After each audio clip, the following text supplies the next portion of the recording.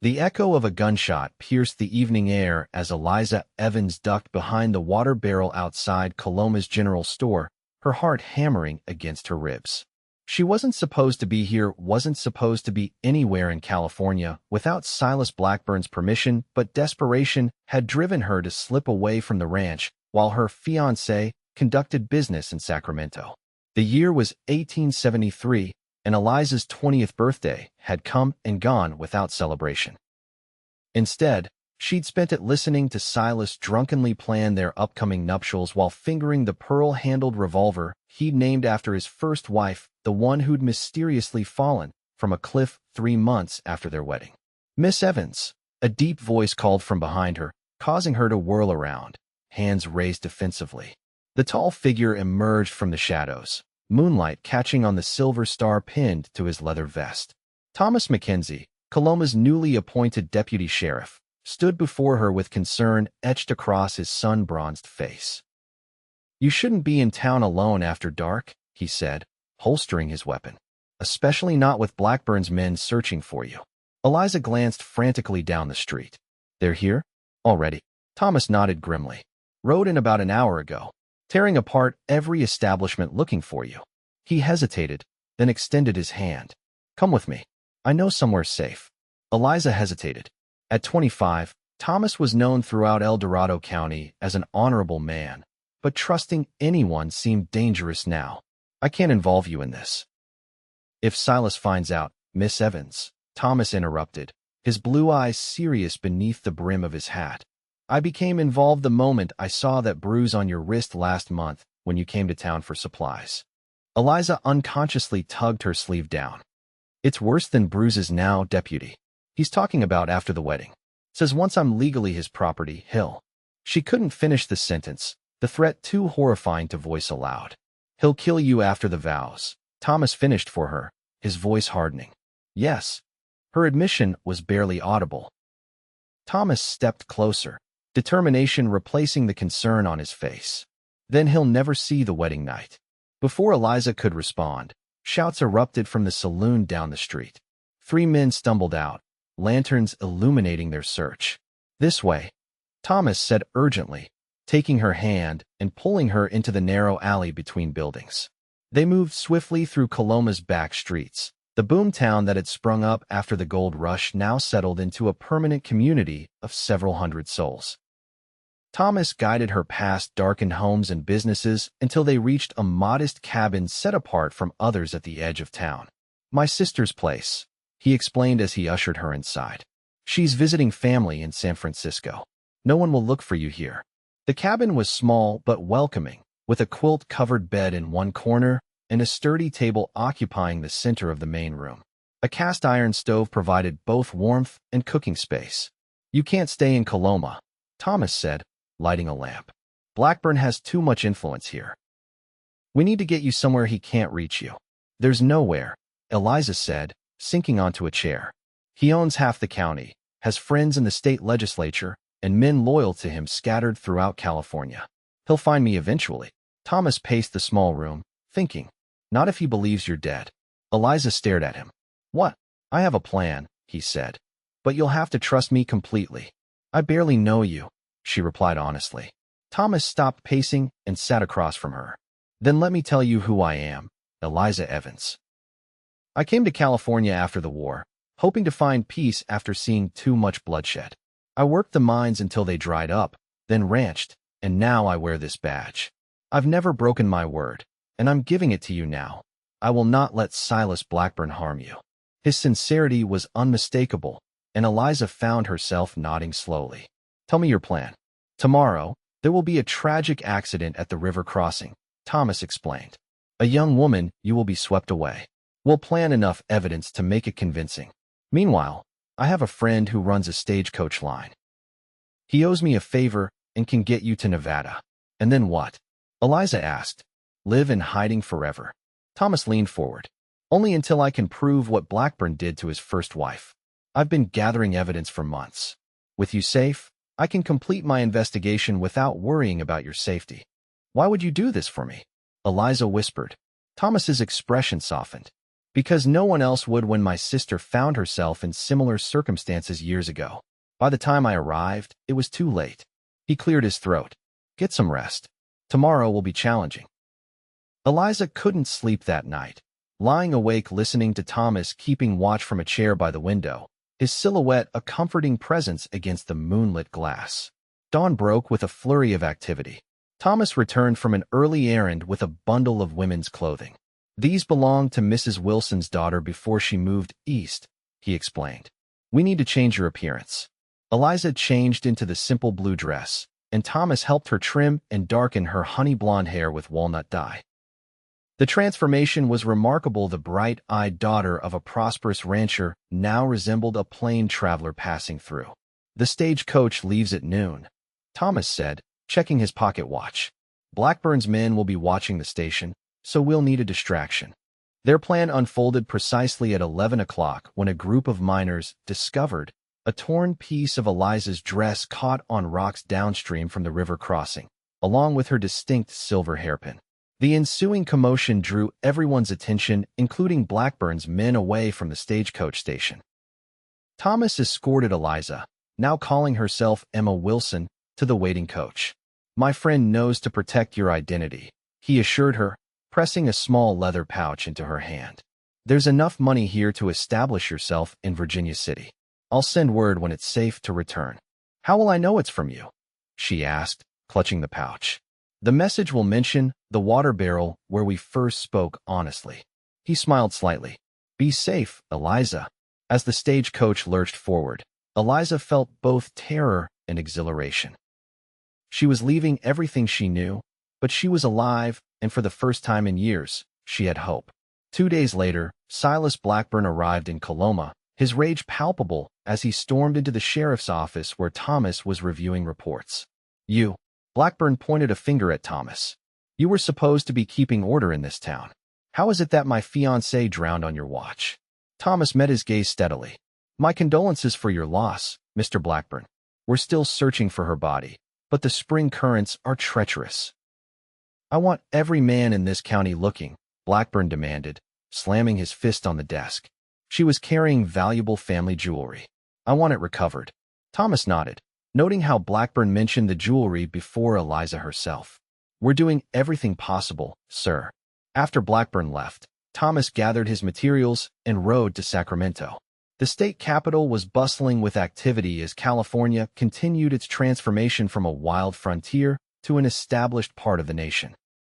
Thomas made his way to an unassuming law office tucked between a haberdashery and a printing shop. I need access to the county records from '69, he told the clerk, flashing his badge. Investigating a possible connection to a current case. Hours of painstaking research yielded what he sought.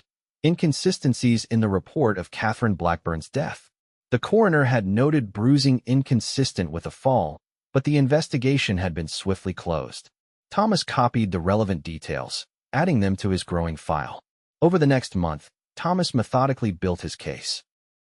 He interviewed ranch hands who'd left Blackburn's employ, tracked down the doctor who'd treated Catherine before her death, and even located a witness who'd seen Blackburn near the cliff the night she died. Each piece of evidence was carefully documented and sealed, then delivered to a trusted judge in Sacramento. Meanwhile, Eliza was establishing herself in Virginia City. Using the name Emma Wilson, she found work as a teacher's assistant at the local school, her education finally serving a purpose beyond being Silas's ornamental bride. She rented a small room above the millinery shop and gradually began to feel safe. Her only connection to her past was watching for Thomas's promised message. Every week, she checked the notices board and the newspaper, looking for any mention of their agreed-upon phrase. On a warm June evening, as Eliza returned from school, the milliner's daughter handed her an envelope. Special delivery from California, she said with a smile. Eliza's hands trembled as she opened it in the privacy of her room. The water barrel, where we first spoke, honestly awaits your return. The wolf no longer hunts. Come home on Tuesday's stage. TM. Silas had been arrested. Thomas had succeeded. The journey back to California filled Eliza with conflicting emotions. Relief at Blackburn's capture, mixed with anxiety about returning to the place where she'd endured so much pain. When the stagecoach finally rolled into Coloma, Thomas was waiting, looking more weathered than she remembered. "Welcome home," he said simply, helping her down. "Is it true?" she asked immediately. "Is he really going to hang?" Thomas nodded gravely. "The trial concluded yesterday. The evidence was overwhelming once people felt safe enough to speak. He'll hang in Sacramento next month." Eliza exhaled slowly, years of tension leaving her body. "I never thought this day would come." "There's something else," Thomas said, guiding her toward the sheriff's office. "The judge awarded you possession of your father's ranch." Blackburn's claim was based on forged documents. Tears sprang to Eliza's eyes. "My home. I can go home, if that's what you want," Thomas replied, something uncertain in his tone. Eliza studied him carefully.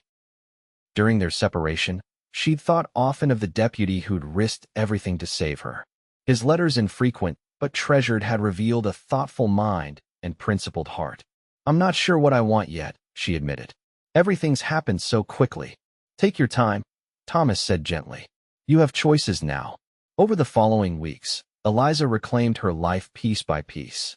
She moved back to her father's ranch, rehired loyal workers who'd been dismissed by Blackburn, and began the process of healing. Thomas visited regularly, ostensibly to ensure her safety, but their conversations stretched into hours as they shared stories and dreams. One evening, as they sat on the porch watching the sunset paint the Sierra Nevada mountains, Thomas cleared his throat nervously. "Eliza, there's something I've been meaning to ask you." She turned to him, noting the unusual tension in his shoulders. "Yes. I've accepted a position as sheriff in a growing town near San Francisco. It's a good opportunity, safer than here with better pay and—" He hesitated. "I was wondering if you might consider visiting sometime." Eliza smiled at his awkwardness. "Are you asking to court me properly, Thomas Mackenzie?" A flush crept up his neck. "I suppose I am, though I'm making a poor job of it. I think," Eliza said carefully, "that I would like to be courted by a man who keeps his promises." Thomas's smile was like sunrise after a storm. "I do keep my promises, Miss Evans. Always." Their courtship progressed with proper decorum but genuine affection. Thomas wrote daily when his duties took him away, and Eliza found herself eagerly awaiting his letters and visits. By Christmas, when he formally proposed marriage, her acceptance was immediate and joyful. They were married the following spring in a simple ceremony in the garden of Eliza's ranch. As they exchanged vows, Eliza couldn't help but remember that other wedding that had never occurred and the threat that had driven her into Thomas's protection. "Are you happy?" Thomas asked as they danced under lantern light that evening. "Happier than I ever imagined possible," she answered truthfully. "You saved my life, Thomas." He shook his head. "You saved yourself by being brave enough to run. I just helped with the details." Their life together took them to the town of Oak Grove near San Francisco, where Thomas served as sheriff and Eliza established a small school. The ranch in Coloma was leased to a trustworthy family, providing income while preserving her family legacy. The following years brought challenges and joys. Thomas's work sometimes placed him in danger, particularly when a gang of train robbers targeted the local route. Eliza's school flourished, drawing students from surrounding farms and ranches. Their first child, a son named James, arrived on their second anniversary, followed by a daughter, Margaret, 2 years later. 5 years into their marriage, during a rare visit back to Coloma to check on the ranch, Eliza encountered one of Blackburn's former associates in town. The man, now fallen on hard times, stopped her outside the general store. "You think you're safe now, Mrs. Mackenzie," he muttered, alcohol heavy on his breath. But Silas had friends who haven't forgotten. Thomas, who had been purchasing supplies nearby, appeared at her side instantly. "Is there a problem here?" The man backed away quickly. "No problem, Sheriff. Just reminiscing with an old acquaintance." Later that night, Eliza confessed her fear to Thomas. "What if there are others who blame us for Silas's death? What if they come after our family?" Thomas held her close. "We faced down Blackburn when he was at the height of his power. We won't live in fear of his shadow." The next morning, Thomas made inquiries around town, discovering that the man's threat was empty. Most of Blackburn's associates had either reformed or moved on to other territories.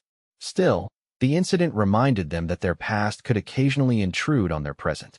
"Perhaps it's time for a fresh start," Thomas suggested. I've been offered a position with the U.S. Marshals. It would mean traveling, but also the chance to help establish law in newer territories. Eliza considered the idea. Where would we be based? Denver, initially. It's becoming quite civilized, with good schools for the children. The decision wasn't easy, but by summer they had sold the ranch in Coloma and relocated to Colorado. Denver in 1880 was a growing city, balancing frontier ruggedness with eastern refinements. Their home on the outskirts offered views of the mountains and space for the children to play. Thomas's work as a marshal brought both prestige and risk, but he always prioritized returning to his family. Eliza established another school, focusing on educating girls who might otherwise be denied formal learning. One evening, as they watched 8-year-old James and 6-year-old Margaret playing in the yard, Thomas took Eliza's hand. "Do you ever regret it?" he asked. "Leaving California? Choosing this life with me?" Eliza squeezed his hand. "Never. Every choice led us here, and here is exactly where I want to be." Their life wasn't perfect. Thomas's duties sometimes kept him away for weeks, and Eliza occasionally struggled with the responsibility of managing everything in his absence. But the foundation of trust they'd built that first night in Coloma never wavered. As the children grew, they shared carefully edited versions of how their parents met. The story became family legend, how a brave deputy had helped a woman escape a dangerous man, how justice had prevailed, how love had blossomed from crisis. "Tell us about the water barrel again," Margaret would beg on stormy nights when Thomas was home, and Eliza would smile at her husband across their children's eager faces. "Well, I was hiding, you see, afraid and alone. And then this tall deputy appeared and made me a promise." When Thomas was 50 and Eliza 45, he accepted a less demanding position training new marshals, allowing him to be home more consistently. James had followed his father into law enforcement, while Margaret pursued medicine opportunities that would have been unimaginable in the world Eliza had nearly been trapped in with Silas Blackburn. On their 25th wedding anniversary, Thomas took Eliza on a surprise journey back to California. Coloma had changed, the gold long gone. Many buildings abandoned, but the spot where they'd first met remained. The general store is still standing. Eliza marveled as they walked hand in hand through the town. "And look," Thomas pointed, "even the water barrel." It wasn't the same barrel, of course, but it sat in the same location where a frightened young woman had hidden from her pursuers, and a determined deputy had made a promise that changed both their lives. Thomas pulled her close. "I've loved you since that moment, you know. Even when I was just trying to protect you as my duty, something in my heart recognized you." Eliza rested her head against his shoulder, still strong despite the gray now predominant in his hair. "And I've loved you since you said those words that gave me hope when I had none. Then he'll never see the wedding night. You made me believe in possibilities again." They returned to Denver with renewed appreciation for their journey together. Life continued to bring changes. James married a schoolteacher from Chicago. Margaret completed her medical training and established a practice serving women and children, and eventually, grandchildren came to fill their home with new energy. In 1898, as the century neared its end, 70-year-old Thomas suffered a mild stroke that left him with a weakened left side. Eliza, still vibrant at 65, became his devoted caretaker while continuing her educational work. "You don't have to stay by my side constantly," he told her during his recovery. "I know you have your students. You once crossed a dangerous river to bring me messages when we were apart," Eliza reminded him. "You can endure my hovering now." Thomas recovered sufficiently to enjoy several more years of active life, though he used a cane and tired more easily. They celebrated their golden wedding anniversary in 1903, surrounded by family, friends, and former colleagues who traveled from across the country to honor the couple who had influenced so many lives. During the celebration, James raised a toast to his parents, to the deputy who promised protection and the woman brave enough to trust him. "Your love story taught us that courage isn't about being fearless, it's about facing fear with someone by your side." Later that evening, as Eliza and Thomas sat alone on their porch watching the stars emerge over Denver, she squeezed his hand. 50 years ago, I thought I'd be dead by now, another of Silas Blackburn's victims. Instead, I've lived a life fuller than I ever dreamed possible." Thomas brought her hand to his lips. "We both have, my love. We both have. In the quiet of that moment, surrounded by the legacy they'd built together, Eliza reflected on the desperate young woman she'd been and the journey that had brought her here. From terror to triumph, from a water barrel in Coloma to a comfortable home in Denver, from a near victim to a woman who had helped countless others find their strength, all because one brave man had made her a promise and kept it. "I love you, Thomas Mackenzie," she whispered. "And I love you, Eliza Mackenzie," he replied, his voice still strong despite the years. Yesterday, today, and all our tomorrows. As twilight deepened into night, they remained side by side, their story, like the West itself, transformed from wild and dangerous beginnings into something enduring and beautiful. A testament to courage, justice, and the healing power of love that began with a promise made in a moment of danger and honored through a lifetime of devotion.